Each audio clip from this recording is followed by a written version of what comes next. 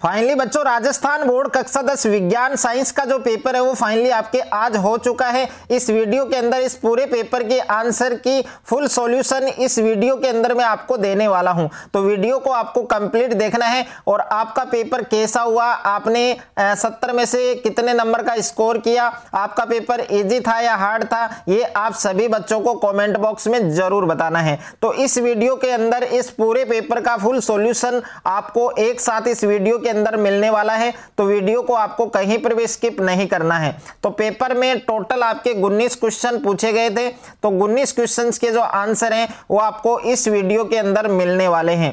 तो विज्ञान का जो पेपर है, साइंस का जो पेपर है आज हो चुका है। पेपर का कोड आप देख सकते हैं। और सबसे पहले पेपर के अंदर आपको खंड ए सेक्शन ए आपको दिया गया था, और सेक्शन ए के अंदर टोटल आपके जो मल्टीपल चॉइस हैं, जो आपके बहुचयनात्मक प्रश्न है, वो टोटल आपके 18 थे। तो पहला प्रश्न आप देख सकते हैं और साथ साथ में मिला सकते हैं कि कितने प्रश्नों के जो उत्तर है वो आपने सही किए हैं, कितने प्रश्नों के उत्तर आपने गलत किए हैं। तो पहला प्रश्न है आपके कि पादप में जाइलम का कार्य है। तो पादप में जाइलम का क्या कार्य होता है, तो इसमें ए ऑप्शन आपका करेक्ट होगा, जल का वहन। अगर आपने ए ऑप्शन किया है तो ये आपका सही होगा।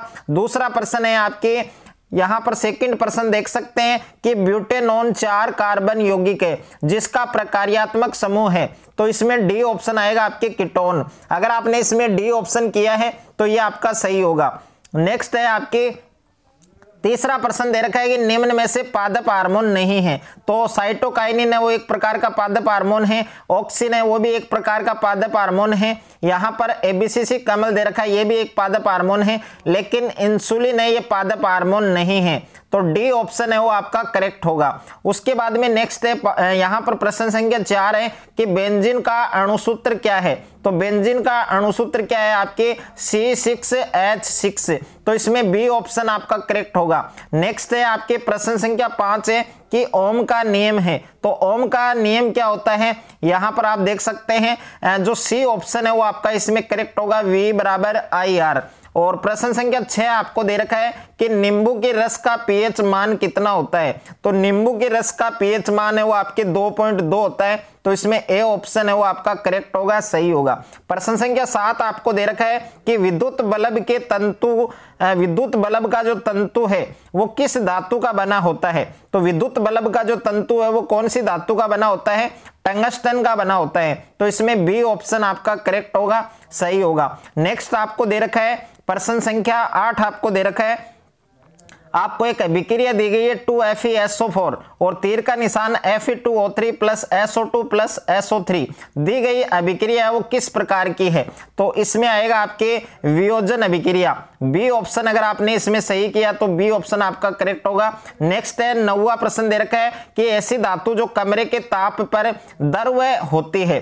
तो ए धातु आपको पूछा है, तो ऐसी ए धातु आपको बतानी है जो कमरे के ताप पर द्रव्य होती है, तो इसमें सी ऑप्शन आपका करेक्ट होगा, ब्रोमीन। अगर आपने सी ऑप्शन किया है इसमें तो ये आपका एकदम करेक्ट आंसर है। और प्रश्न संख्या 10 है आपके कि पाइरुवेट के विखंडन से कार्बन डाइऑक्साइड जल तथा ऊर्जा बनाती है, यह क्रिया संपन्न होती है। तो यह क्रिया किस में संपन्न होती है, माइटोकॉन्ड्रिया में संपन्न होती है, तो इसमें बी ऑप्शन आपका करेक्ट होगा। अगर आपने इसमें बी किया है तो ये आपका एकदम सही उत्तर है। प्रश्न संख्या 11 आपको दे रखा है कि नर में पाए जाने वाले लिंग गुणसूत्र हैं। तो नर में पाए जाने वाले लिंग गुणसूत्र कौन से हैं, XY हैं, तो सी ऑप्शन आपका करेक्ट होगा। नेक्स्ट है आपके प्रश्न संख्या, यहां पर प्रश्न संख्या 12 आपको दे रखा है कि खाद्य पदार्थों को विकृत गंधिता से बचाने के लिए पैकिंग में कौन सी गैस भरी जाती है, नाइट्रोजन गैस भरी जाती है, तो डी ऑप्शन आपका करेक्ट होगा, N2। और नेक्स्ट है प्रश्न संख्या यहां पर 13 दे रखा है कि अलैंगिक जनन मुकुलन के द्वारा किस में होता है। तो अलैंगिक जनन मुकुलन के द्वारा एक तो हाइड्रा में होता है, लेकिन हाइड्रा ऑप्शन में नहीं है, तो ईस्ट में होता है, यानी ए ऑप्शन आपका करेक्ट होगा। प्रश्न संख्या 14 है आपके किसी बिंब का अवतल दर्पण से बना प्रतिबिंब आभासी तथा सीधा और बिंब से बड़ा पाया गया वस्तु की स्थिति है वो कहां होनी चाहिए। तो दर्पण के ध्रुव P तथा मुख्य फोकस F के बीच होनी चाहिए, तो डी ऑप्शन है वो आपका इसमें करेक्ट होगा। नेक्स्ट है आपके प्रश्न संख्या यहां पर प्रश्न संख्या 15 आप देख सकते हैं कि मानव नेत्र के जिस भाग पर किसी वस्तु का प्रतिबिंब बनता है वह भाग का नाम आपको बताना है। तो उस भाग का नाम रेटिना या फिर दृष्टि पटल। तो इसमें सी ऑप्शन आपका करेक्ट होगा। और नेक्स्ट है प्रश्न संख्या 16 कि ओजोन परत के अक्षय के लिए उत्तरदायी कारक कौन सा है? CFC, जिसको क्लोरोफ्लोरोकार्बन या फ्रियोन कहते हैं। तो इसका सी ऑप्शन इसमें करेक्ट होगा, सही होगा। प्रश्न संख्या यहां पर 17 दे रखा है कि लघु पथन के समय परिपथ में विद्युत धारा का जो मान है वो क्या होता है? अधिक बढ़ जाता है, बहुत अधिक बढ़ जाता है। तो इसमें सी ऑप्शन आपका करेक्ट होगा। और लास्ट क्वेश्चन है आपके मल्टीपल चॉइस। प्रश्न संख्या 18 है कि विद्युत शक्ति का मात्रक आपको बताना है, यानी विद्युत शक्ति का मात्रक क्या होगा? वाट होगा। तो ए ऑप्शन आपका करेक्ट होगा।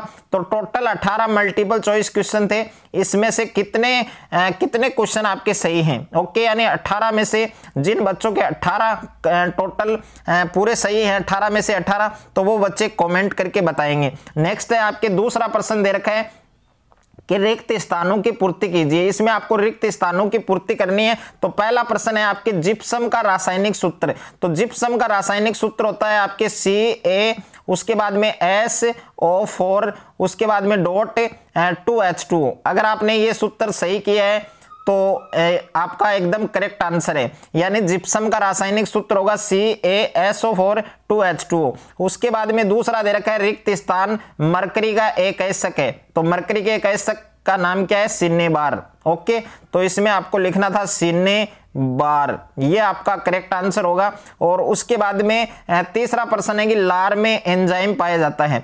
तो लार में कौन सा एंजाइम पाया जाता है? टाइलिन। तो इसमें आपको टाइलिन लिखना था। और काफी स्टूडेंट ने एमाइलेज भी लिखा है, तो एमाइलेज भी सही है। उसके बाद में प्रश्न संख्या 4 है आपके विद्युत धारा का एसआई मात्रक। तो विद्युत धारा का एसआई मात्रक क्या है? एम्पियर, जिसको ए से प्रदर्शित करते हैं। पांचवा प्रश्न है कि चुंबक के सजातीय ध्रुव में क्या होता है? प्रतिकर्षण होता है। तो इसमें आपको लिखना है प्रतिकर्षण। इसमें आपको क्या लिखना है? प्रतिकर्षण, यानी चुंबक के सजातीय ध्रुव के मध्य क्या होता है? प्रतिकर्षण होता है। नेक्स्ट है आपके छठा प्रश्न है कि खाए हुए भोजन की मात्रा का लगभग कितने प्रतिशत ही जैव मात्रा में बदलता है? तो इसका उत्तर होगा 10%, यानी 10%। तो यहाँ पर टोटल 6 रिक्त स्थान वाले प्रश्न हैं। तो 6 में से 6 किन किन बच्चों के सही है और ये आपको बताना है। उसके बाद में अति लघुतरात्मक प्रश्न है, यानी very short answer type question है। तो इसमें प्रश्न संख्या 3 के अंदर पहला प्रश्न आपको दे रखा है यस्त लेपन क्या है? तो यस्त लेपन क्या होता है कि लोहे को जंग से सुरक्षित रखने के लिए जिंक की जो परत चढ़ाई जाती है उसको हम क्या बोलते हैं? यस्त लेपन कहते हैं। तो ये आपको इसमें लिखना था। दूसरा प्रश्न है कि उस पदार्थ का नाम बताइए जो क्लोरीन से क्रिया करके विरंजक चूर्ण बनाता है। तो इसमें आएगा CaO, यानी बिना भुजा चूना। ओके, बिना भुजा चूना। और तीसरा प्रश्न है धातु ऊष्मा की सुचालक होती है, इसे दर्शाने वाला नामांकित चित्र बनाइए। तो इसमें आपको डायग्राम बनाना था। और 4 नंबर है एल्केन का सामान्य सूत्र। तो एल्केन का सामान्य सूत्र क्या होगा? CN, उसके बाद में H2N और उसके बाद में प्लस का 2। ये सूत्र किसका होगा? एल्केन श्रेणी का होगा। नेक्स्ट है आपके प्रश्न संख्या 5 है रक्त दाब की जो प्रास है, जो रेंज है वो कितनी होती है? तो ये आपको लिखना था 90/60, 90/60 mm और उसके बाद में Hg। और दूसरा आपको लिखना था 120/80 mm Hg के बीच। ओके, ये आपका इसमें सही उत्तर होता। उसके बाद में नेक्स्ट है प्रश्न संख्या 6 कि मानव मस्तिष्क में उपस्थित अंतःस्रावी ग्रंथियों के नाम। तो एक तो है हाइपोथैलेमस, दूसरी आपके पीयूष ग्रंथि है, तीसरी आपके पीनियल। और 7वां प्रश्न है डीएनए का पूरा नाम। तो डीएनए का पूरा नाम आपके डिऑक्सीराइबोज न्यूक्लिक अम्ल है। और 8वां प्रश्न है एक कोशिकीय और बहुकोशिकीय जीवों की जनन पद्धति में क्या अंतर है। और प्रश्न संख्या 9 है कि वाहनों में पश्च दर्श दर्पण के रूप में लगाए जाने वाले गोलीय दर्पण का नाम। तो इसमें होगा उत्तल दर्पण। इसमें क्या होगा? उत्तल दर्पण। और प्रश्न संख्या 10 जरा दृष्टि दोष क्या है, इसके निवारण का क्या उपाय है। और प्रश्न संख्या 11 है विद्युत मोटर में विद्युत परिपथ में एमीटर और वोल्टमीटर को कौन से क्रम में जोड़ा जाता है? तो एमीटर को जोड़ा जाता है आपके श्रेणी क्रम में और वोल्टमीटर को जोड़ा जाता है समांतर क्रम में। और आहार जाल किसे कहते हैं? तो इसमें आहार जाल की परिभाषा आपको बतानी थी। बाकी के जो बड़े क्वेश्चंस हैं उनके आंसर आपको टेलीग्राम ग्रुप या टेलीग्राम चैनल पर मिलेंगे। टेलीग्राम चैनल का लिंक वो मैंने डिस्क्रिप्शन में दे दिया है, तो आप जाकर ज्वाइन हो सकते हैं। पूरे पेपर का फुल सॉल्यूशन आपको मिलने वाला है, क्योंकि ये बड़े क्वेश्चंस हैं और इस वीडियो के अंदर बड़े क्वेश्चंस है वो मैं आपको नहीं बता पाऊंगा, क्योंकि आपका जो टाइम है वो वेस्ट नहीं करना चाहता, क्योंकि आपका नेक्स्ट जो पेपर है उसकी भी आपको तैयारी करनी है। तो प्रश्न संख्या देखिए 5वां है आपके सेक्शन बी के अंदर, इसमें आपको मिलान करना था। तो विरंजक चूर्ण का सूत्र कौन सा? आपके सेकंड वाला है। तो फर्स्ट को सेकंड से, ए को सेकंड से मिलाना है। दोने का जो सोडा है उसको आपको 3 से मिलाना था, और उसके बाद में प्लास्टर ऑफ पेरिस को आपको लास्ट वाले से, और यहाँ पर बेकिंग सोडा है इसको आपको फर्स्ट वाले से, इस प्रकार से आपको मिलाना था। ओके, तो आप देख सकते हैं पूरा पेपर आपका बहुत ही इजी था। पेपर का जो लेवल है वो भी बहुत ही एकदम जीरो लेवल था, और यहाँ पर आप देख सकते हैं एलकेजी लेवल था। यहाँ पर विद्युत धारा का मात्रक आपको पूछा था, विद्युत धारा का मात्रक एम्पियर होता है। तो पूरा पेपर आपका बहुत ही इजी था। यहाँ पर आपको सूत्र पूछे थे बुझा हुआ चूना, तो बुझा हुआ चूना का जो फॉर्मूला है वो होता है CA कोष्टक OH का होल ट्वाइस, और यहाँ पर सल्फ्यूरिक अम्ल का सूत्र पूछा था तो H2SO4। बाकी पूरा पेपर है, इसका फुल सॉल्यूशन है वो मैंने टेलीग्राम चैनल और टेलीग्राम ग्रुप पर अपलोड कर दिया है।